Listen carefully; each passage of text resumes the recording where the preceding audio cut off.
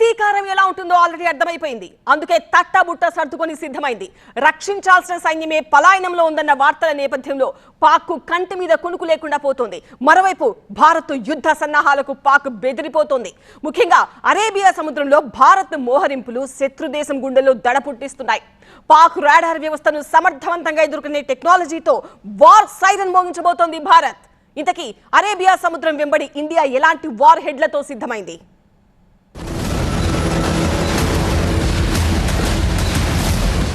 Arabia సముద్రంలో యుద్ధ కెరటాలు ఉవ్వెత్తున ఎగిసిపడుతున్నాయి.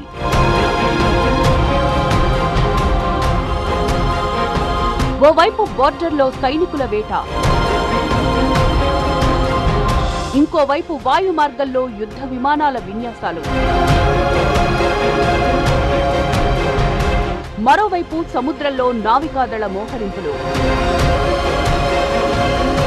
పెహల్గాం దాడులతో భారత్ త్రినేత్రం తెరుచుకుంది. నింగి, నేల, నీరు ఇలా ఎక్కడైనా శత్రు దాడులు తిప్పికొట్టేందుకు భారత్ సిద్ధమైంది.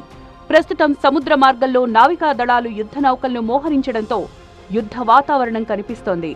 గుజరాత్లోని పోర్బందర్ పోర్ట్ సమీపంలో యుద్ధ నౌకలను సమాయత్తం చేసింది. భారత నావికాదళం ఐఎన్ఎస్ విక్రాంత్ను రాఫెల్ యుద్ధ విమానాలతో సహా అరేబియా సముద్రంలో మోహరించింది. ఈ ఉద్రిక్తతల నేపథ్యంలో అరేబియా సముద్రం వ్యూహాత్మక ప్రాంతంగా మారింది. అరేబియా సముద్రం దక్షిణాసియాలో వాణిజ్య రవాణాకు కీలకమైన మార్గం. భారత్ తన నావికాదళ శక్తిని పోర్బందర్ సమీపంలో బలోపేతం చేస్తూ శత్రు నౌకలను ఎదుర్కొనేందుకు క్షిపణి పరీక్షలను విజయవంతంగా నిర్వహించింది. భారత్ తన నావికాదళాన్ని టెక్నాలజీ పరంగా అప్డేట్ చేస్తూ అరేబియా సముద్రంలో ఆధిపత్యం సాధించేందుకు అమ్ముల పొదిలో ఉన్న బ్రహ్మాస్త్రాలను సిద్ధంగా ఉంచింది. ఐఎన్ఎస్ విక్రాంత్ వంటి యుద్ధ నౌకలతో సముద్ర జలాల్లో కాపు కాస్తోంది.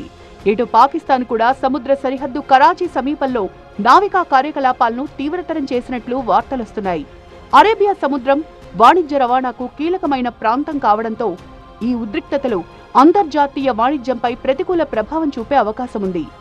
భారత్ పాకిస్తాన్ మధ్య సంబంధాలు మరింత క్షీణిస్తే ఈ ప్రాంతంలో ఇతర దేశాలు కూడా తమ నావికా కార్యకలాపాలను పెంచవచ్చు. మరోవైపు భారత సైన్యం పాక్ మిలిటరీ విమానాలు లక్ష్యాలను గుర్తించేందుకు వీలు లేకుండా ఎలక్ట్రానిక్ వార్ఫేర్ వ్యవస్థలను పశ్చిమ సరిహద్దుల్లో మోహరించింది. ఇవి పాక్ సైన్యం వినియోగించే గ్లోబల్ నావిగేషన్ శాటిలైట్ సిస్టమ్ సంకేతాలను బలంగా అడ్డుకుంటాయి. దీంతో ఆ దేశ సైనిక, పౌర రవాణా విమానాలు వినియోగించే జీపీఎస్, గ్లోనాస్, బైడోస్ లాంటి నావిగేషన్ వ్యవస్థలను సమర్థంగా అడ్డుకుంటుంది. దీంతో పాక్ సైనిక విమానాలు, డ్రోన్లు, గైడెడ్ మిసైల్స్ భారత్లో లక్ష్యాలను గుర్తించడంలో తీవ్ర గందరగోళంలో పడే అవకాశముంది. ఫలితంగా యుద్ధరంగంలో ఏం జరుగుతుందో అర్థం చేసుకోలేని స్థితికి పాక్ సైన్యం వెళ్తుంది. 2024 centre for land warfare studies లెక్కల ప్రకారం భారత్ వద్ద ఇలాంటి వ్యవస్థలు దాదాపు 50 వరకు ఉన్నాయి. ఇక వాయుసేన రాఫెల్ యుద్ధ విమానాల్లో స్పెక్ట్రా సూట్స్, నేవీ వినియోగించే శక్తి సిస్టమ్స్ కూడా నావిగేషన్ సిగ్నల్స్ ను జామ్ చేయగలవు. ఇక పాకిస్తాన్ విషయానికొస్తే దాని వద్ద సొంతంగా తయారు చేసుకున్న ఎలక్ట్రానిక్ వార్ఫేర్ వ్యవస్థలు లేవు. కానీ చైనా నుంచి దిగుమతి చేసుకున్న DWL-002, జర్బా కోస్టల్ EW సిస్టమ్ వంటి ఉన్నాయి. వీటితో పాటు కమర్షియల్ జామర్లను అది వాడుతోంది. కానీ భారత్ వార్ఫేర్ వ్యవస్థ ముందు అవి పెద్దగా ప్రభావం చూపలేవంటున్నారు నిపుణులు. ఇలా ప్రతి విషయంలోనూ పాక్ పై భారత్దే పైచేయిగా ఉంది.